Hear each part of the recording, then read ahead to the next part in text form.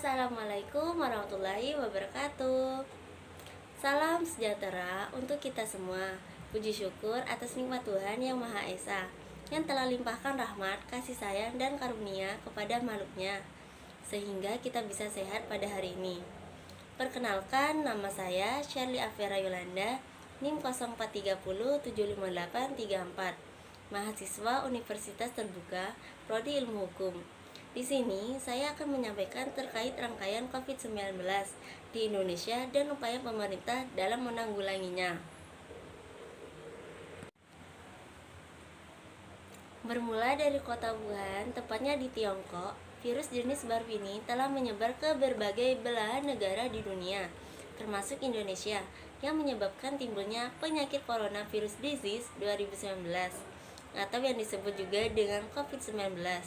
COVID-19 ini adalah penyakit menular yang disebabkan oleh SARS-CoV-2 yang nantinya menyebabkan gangguan pada sistem pernapasan, pneumonia akut, atau bisa saja sampai kematian. Setiap harinya, banyak orang yang resah merasa ketakutan sebab melihat angka kematian yang terus melonjak akibat dari COVID-19.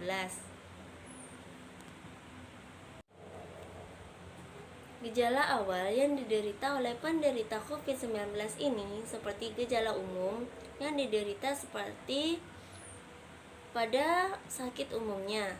Jadi, terkadang dia tak menyadari apabila hal tersebut merupakan gejala dari COVID-19 seperti demam, batuk, pilek, diare, sakit kepala, kehilangan penciuman, atau sakit tenggorokan, dan lain-lain. Dampak dari COVID-19 ini memicu terhadap perekonomian dan pendidikan di Indonesia. Dampak COVID-19 terhadap ekonomi sangat terasa, karena hal ini menyentuh berbagai lapisan masyarakat. Salah satunya tersendatnya kebutuhan primer manusia. Selain itu, daya beli menurun, biaya pendidikan meningkat, dan harga barang naik, terutama masker, hand sanitizer, pengukur suhu, hingga obat-obatan. Sedangkan dampak COVID-19 terhadap pendidikan yaitu mengharuskan pemerintah mengambil keputusan mendadak dengan cara meliburkan atau menggantikan sistem pembelajaran yang awalnya di sekolah menjadi di rumah, sehingga membuat kebingungan di berbagai kalangan masyarakat. Berawal dari belajar daring 2 minggu menjadi 2 bulan dan malah sampai 2 tahun. Upaya pemerintah yang dapat kita lakukan sebagai pencegahan COVID-19 yaitu dalam menerapkan 5M seperti berikut ini. Yang pertama, menggunakan masker.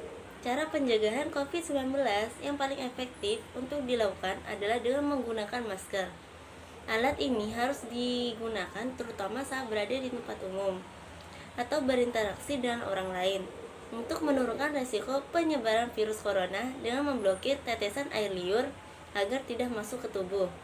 Sebaran dari udara juga dapat terjadi, sehingga perlu digunakan saat kamu berada di dalam ruangan, terutama yang ber-AC. Yang kedua, mencuci tangan secara rutin. Cobalah untuk lebih sering mencuci tangan dengan sabun dan air selama 20 detik. Setelah melakukan beberapa aktivitas, seperti menyentuh suatu benda, memegang bagian depan masker, hingga menyentuh hewan. Kamu juga perlu mencuci tangan sebelum makan dan juga menyentuh wajah.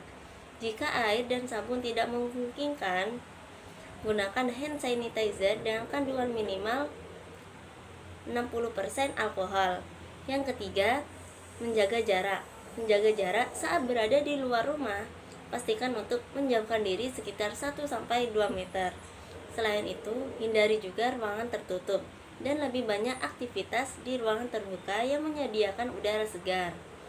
Yang keempat, menjauhi kerumunan jika ingin melakukan interaksi dengan beberapa orang. Pastikan berada di luar ruangan, menggunakan masker, dan tidak lebih dari 5 orang. Intensitas dan jumlah orang sangat berpengaruh terhadap tingkat risiko yang dapat terjadi.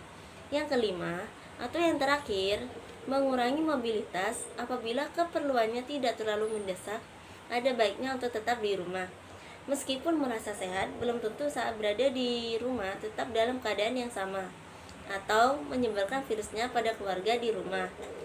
Tingkatkan perhatian terlebih lagi jika terdapat orang tua atau anak-anak di rumah yang masih rentan terhadap COVID-19. Demikian yang dapat saya sampaikan. Apabila ada kesalahan kata, mohon maaf.